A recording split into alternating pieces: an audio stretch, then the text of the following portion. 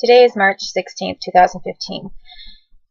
And earlier today, I made a video clip about this court hearing that I was going to, and also some information regarding the government's criminal attempts to organize crimes of rape, torture, and kidnapping against me and against, and it's turned into a situation against my children as well. But, which is why I'm having to fight over right now. And so I want to go ahead and talk about some of the things that the government did with this situation that I was describing. Where I think I left off basically was that my attorney, Stacy Lowe, at the time back then, she wasn't my attorney to start. She was actually just a government employee that I met, and was part of this mock trial kind of system thing that they had going. And actually, I don't think I've talked about that on any of these video clips. I've mentioned it on Twitter, which is pretty hard to follow because it's just like a tiny bit at a time. And with Twitter, with tweets, you're supposed to write a very concise statement in just a few words. And I've used it in an alternative way, and that has been pretty made it sort of hard to follow because it takes a long time to read from bottom to up, and in short little phrases at a time. And it also actually is really not a good avenue to do that, because one little snippet can be taken completely out of context or look really unfinished, because most people tweet a finished sentence at a time instead of a long dialogue or testimony or description of events in sort of an ascending order kind of a thing. So I have used the Twitter account in a really different kind of a way. But if you do follow it, if you don't take it out of context, and if you do follow it really from start to finish, I guess, which not most people want to do, it is very coherent. It all makes sense when it's read all together. And when I mention tangents or I talk about something totally off topic, I indicate that I'm doing that. So if you do follow it, it's there's nothing that really doesn't make sense at all or stands out as just totally bizarre. But if you take out a small section or a couple of phrases or something like that, or take part of it, then yes, it would sound kind of nuts, if you don't know what someone's talking about. So I've used this Twitter account, and I've also and I've talked about some of this, what I'm going to say, the this mock trial kind of thing that I was involved in as a kid, and the government setting me up to do a pole dance and to be degraded in front of a huge group of government employees. I mentioned a lot of that in my Twitter feed, in the tweets, but I haven't mentioned any of that in these video clips. And I think that it's helpful a little to have a face, or see someone in person, see me in person when I mention those things, because it's not just something that I write about that's just some crazy wild thing that I've written, which one might take out of context. It's something that I can talk about, and I'm not flipping out. I'm not in a strange state of mind. I'm not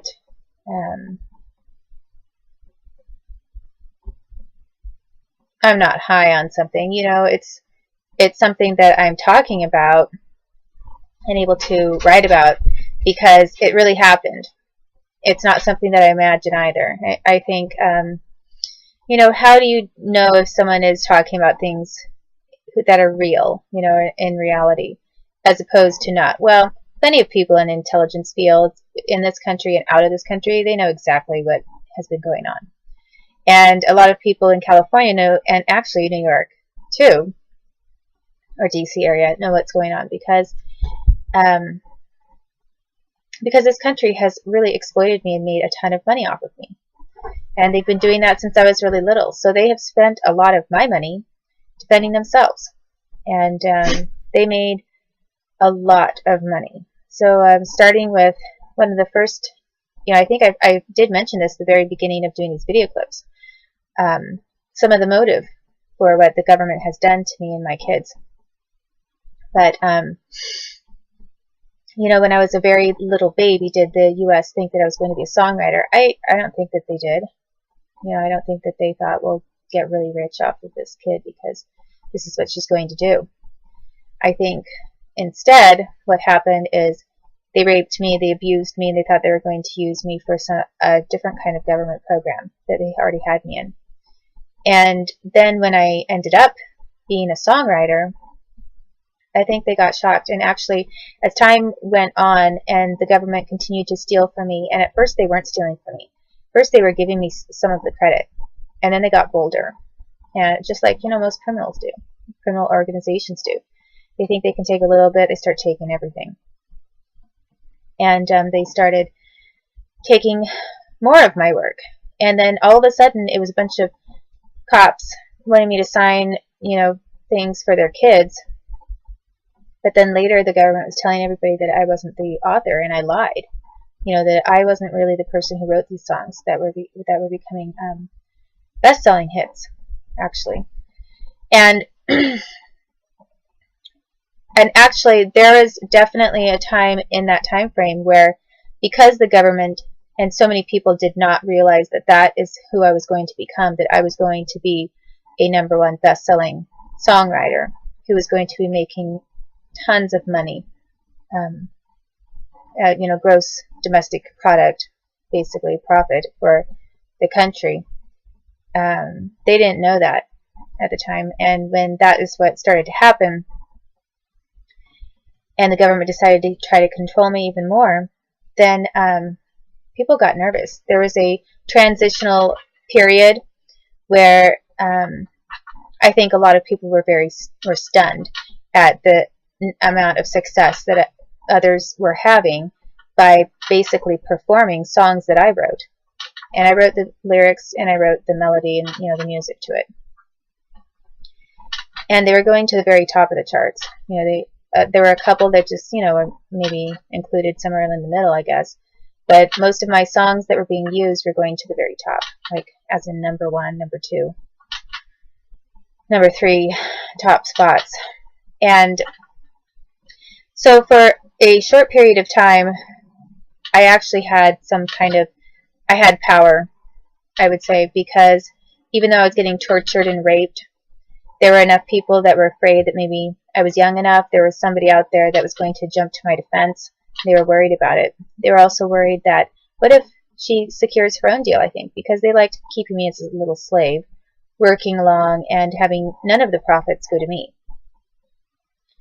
So there was definitely a period in my life where I was getting some respect for what I was doing, and there was a lot of fear from people who didn't like me and who wanted to get rich but didn't want anything to happen to them for some of the really serious government crimes they committed before I became a big songwriter.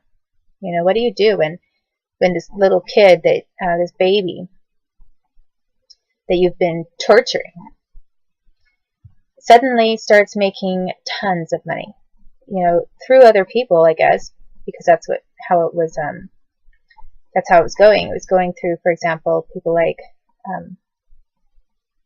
Anita Ward. And then when things really shifted, I think, when I noticed things shifting a little more, there were several English bands when I was younger. But I noticed the most of a shift when Madonna put out a record or CD or whatever, and every song on it was a song that I wrote. and it was Like a Virgin. That was the title of it.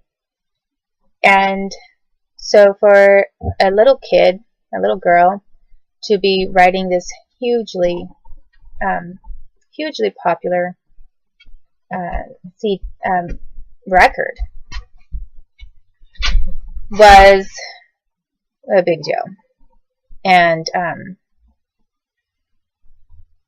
a lot of things changed right around that time. And that was when all of a sudden the government, including the FBI, became highly motivated to start trying to set me up, to try to frame me and have me look like I was a criminal, and come up with excuses for why they feel justified in holding me down, not allowing me out of my own house to meet normal people, or to be involved in the music industry and in my own way, making money for my own songs. Because they thought they could just take advantage of a little kid, because that's what I was. I was a little girl. And I didn't have a lot of rights, because any right that the government says that a citizen has, I didn't have. So basically, it was right about that time that things got, I became very famous suddenly, and I was being given credit initially a little bit, and then all of a sudden someone decided, no way, if she becomes famous, we could be in trouble. So they decided to clamp down on that, and I had the United States government forcing me under torture to sign things that said, I lied, I never wrote these songs. And so then they were going around showing people who had been asking for my autographs and who were really excited about meeting this girl who was writing the music. The government went around showing them this, saying, we're really sorry, but she's just a liar. She's just a kid who's messed up. She's nuts. And from there, the government proceeded to make record after record after record after record after record off of my music. And it's my music. It's not theirs. And they stole it from me. And they've been torturing me.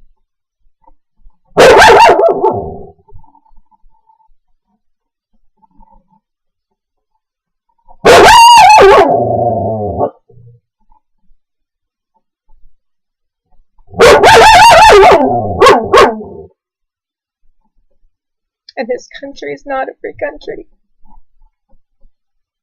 This country is disgusting. This government is more corrupt than any government I've heard of. And they are staying afloat on the backs of little kids like me. And I don't know what other little kid has been put through the kinds of things I was put through.